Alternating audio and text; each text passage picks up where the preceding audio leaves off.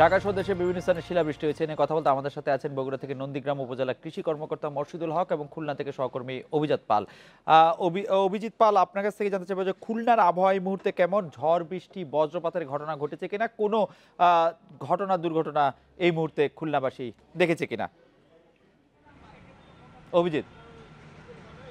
খুলনার আবহাওয়া আজকে অবশ্য ভালো এবং গতকালকেও ভালো ছিল, কিন্তু গত পরশুদিন কিন্তু খুলনাতে ঝড় হয়েছে এবং সেই ঝড়ের সর্বোচ্চ যে বাতাসের যে গতিবেগ ছিল সেই বাতাসের গতিবেগ ছিল ঘন্টায় 55 কিলোমিটার এবং সেই সাথে সামান্য বৃষ্টিও হয়েছে এবং সেই বৃষ্টির পরিমাণ হচ্ছে খুলনাতে প্রায় 12 মিলিমিটার বৃষ্টি হয়েছিল গত পরশুদিন। এবং খুলনা আবহাওয়া অধিদপ্তর যেটি বলছে যে আগামীকালকেও কিন্তু খুলনাতে ঝড়ের সম্ভাবনা রয়েছে এবং তারা যেটা বলছে যে কালবৈশাখী এই ঝড় পুরো এপ্রিল মাস জুড়েই কিন্তু আপনার সন্ধ্যার দিকে একদিন পর একদিন বা পরপরও হতে পারে বলে তারা ধারণা করছেন। তবে এই ঝড়ের জন্য খুলনাতে যে সমস্যাটি তৈরি হয়েছে, এই ঝড়ের জন্য খুলনার যারা মৌসুমি ফল ব্যবসায়ী ছিলেন তারা কিন্তু আসলে ক্ষতিগ্রস্ত হয়েছেন। যেমন যারা আম ব্যবসায়ী রয়েছে, আম চাষিরা রয়েছেন, আম চাষিরা কিন্তু ক্ষতিগ্রস্ত হয়েছেন এবং তাদের পক্ষ থেকে অভিযোগ করা হচ্ছে কিন্তু নানা ধরনের এই ঝড়ের কারণে তাদের আমের যে ফলন হওয়ার কথা ছিল সেই ফলন কিন্তু হবে না এবং আমের গুটি পড়ে যাওয়ার কারণে কিন্তু তারা বড় ধরনের ক্ষতিগ্রস্ত হবেন। পাশাপাশি যারা সবজি চাষি রয়েছেন এবং অন্যান্য চাষিরা রয়েছেন তারাও কিন্তু ক্ষতিগ্রস্ত হয়েছেন। মোটামুটি এক কথায় বলতে গেলে যে বৈশাখ আসার আগে প্রতিদিন সন্ধ্যায় যে আসলে আকাশে যে কালো মেঘ ঝড়ের যে পূর্বাভাস দেয় বা বৈশাখের আগমনী যে বার্তা দিচ্ছে, তাতে মূলত কৃষকরাই ক্ষতিগ্রস্ত হচ্ছেন সব থেকে বেশি। অভিজিৎ, আপনাকে ধন্যবাদ। নন্দীগ্রাম উপজেলা কৃষি কর্মকর্তা মরশিদুল হক রয়েছেন আমাদের সঙ্গে। জনাব মরশিদুল হক, এই যে ঝড় বৃষ্টি বা শিলাবৃষ্টি, ঝড় কালবৈশাখী, ঝড়ো হওয়া, আমরা যেটি বলি না কেন, সব ক্ষেত্রেই কিন্তু মৌসুমি ফল চাষিরা একটু শঙ্কায় রয়েছেন। এবার কি ঝড় বৃষ্টি একটু আগে শুরু হলো? মুকুলগুলো বা আমের গুটিগুলি একটু শক্ত হওয়ার আগেই কি বেশি ঝরে পড়লো কিনা, সে ব্যাপারে একটু আপনার মত জানতে চাইবো, জনাব মরশিদুল হক। ধন্যবাদ আপনাকে। আমাদের বর্তমানে বৃষ্টিপাতের পরিমাণটা বেড়েছে গত বছরের তুলনায়। সেই তুলনায় আমাদের বগুড়া জেলায় বিচ্ছিন্নভাবে কিছু জায়গায় সামান্য ঝড় বা শিলাবৃষ্টি হলেও বেশিরভাগ জায়গায় আবহাওয়া এখনও ঝড় বা শিলাবৃষ্টি সেভাবে আমরা লক্ষ্য করি নাই।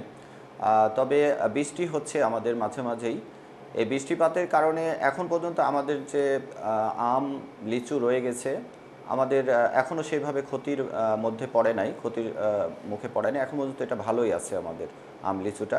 তবে আমাদের মাঠ ফসল যেগুলো রয়ে গেছে সেইটা আমাদের বিশেষ করে ধান ফসলটা, সেই বিষয়ে যদি আমি একটু বলি, তাহলে ধান ফসলে আমাদের প্রায় 50%, শতকরা 50 ভাগ ধানে আমাদের ফুল অবস্থায় আছে। এই অবস্থায় যদি সাধারণ বৃষ্টি হয় তাহলে তেমন কোনো ক্ষতি হবে না, বরং সাধারণ বৃষ্টিতে ধানের জন্য ভালোই হবে। তবে যদি সামনে ঝড় বা শিলাবৃষ্টি হয় তাহলে সেক্ষেত্রে কিছুটা ক্ষতি হতে পারে এবং সেক্ষেত্রে আমরা কৃষকদেরকে বিভিন্নভাবে পরামর্শ দিচ্ছি এ বিষয়ে তারা কিভাবে সতর্ক থাকবে বা কী ধরনের প্রিকশনগুলো নিবে, পূর্ব প্রস্তুতি নিবে। আমরা সেক্ষেত্রে আমরা বলছি কৃষকদের যে মাঠে আপনাদের যখন বিশেষ করে বিভিন্ন ধান ফসল বা বিভিন্ন ফসলে যখন কীটনাশক স্প্রে করবেন বা বালাইনাশক স্প্রে করবেন, তখন আবহাওয়ার পূর্বাভাসটা আগে থেকে আপনারা জেনে নেবেন। সেক্ষেত্রে যদি আগে থেকে আবহাওয়ার পূর্বাভাসটা জানা যায় যে আগামী কোন দিন বৃষ্টি হতে পারে, সেক্ষেত্রে বৃষ্টিপাতের পরের দিন যদি কীটনাশকটা স্প্রে করে সেক্ষেত্রে এর ইফেক্টিভনেসটা বেড়ে যায়। যদি এমন হয় যে আজকে তারা কীটনাশক স্প্রে করলো কিন্তু কাল রাতেই বৃষ্টি হয়ে গেল, সেক্ষেত্রে তো ওইটা কিন্তু ফলপ্রসূ হয় না, ইফেক্টিভনেসটা কমে যায়। এই ধরনের পরামর্শগুলো আমরা কৃষককে দিচ্ছি। সেক্ষেত্রে আমাদের কৃষি সম্প্রসারণ অধিদপ্তরের কৃষি আবহাওয়া বুলেটিন নামে একটা অপশান আছে আমাদের ওয়েবসাইটে ঢুকলে, সেইখান থেকে তারা কৃষকদের আগামী 1 সপ্তাহ বা 2 সপ্তাহে কী ধরনের আবহাওয়া বিরাজ করতে পারে সেইটা এবং সেই অনুযায়ী মাঠে যে ফসলগুলো রয়েছে সেই অনুযায়ী তারা কোন ফসলে কী ধরনের ব্যবস্থা নেবে এ বিষয়গুলো বিস্তারিত তারা দেখতে পারবে এবং সেই সাথে আমাদের মাঠ পর্যায়ে যারা উপসহকারী কৃষি অফিসার আছেন তাদেরকে আমরা এই মেসেজগুলো রিলে করি এবং তারা মাঠ পর্যায়ে কৃষকদেরকে এ বিষয়ে আর কি পরামর্শ দিয়ে থাকেন। আমাদের সাথে অভিজিৎ পাল রয়েছেন। অভিজিৎ পাল, আপনার কাছে জানতে চাইবো যে খুলনার কৃষকদের ক্ষেত্রেও কিন্তু কৃষি কর্মকর্তারা এরকম পরামর্শ দিচ্ছেন, বা যারা মৌসুমি, আপনি যাদের কথা বলছিলেন যে মৌসুমি ফল চাষি, তাদের ব্যাপারে কি কৃষি কর্মকর্তারা সাজেশন দিচ্ছেন বা কি করতে হবে করণীয় বলে দিচ্ছেন? কৃষি কর্মকর্তারা কি জানিয়েছেন আপনাকে?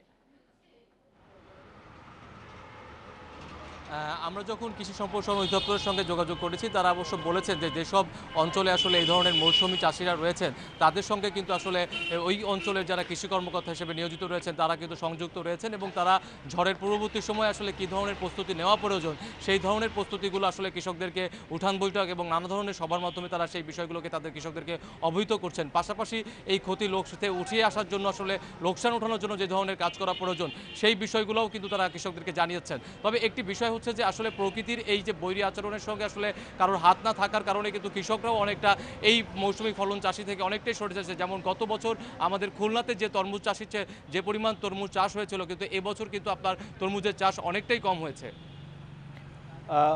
তরমুজের চাষ সম্পর্কে আপনি বলছিলেন যে বা মৌসুমী অন্যান্য ফলের পাশাপাশি কিন্তু মোর্শেদুল হক যিনি আমাদের কৃষি কর্মকর্তা আছেন তিনি বলছেন যে এবার আসলে অতটা ক্ষয়ক্ষতির কথা এখনই ভাবা ঠিক হবে না।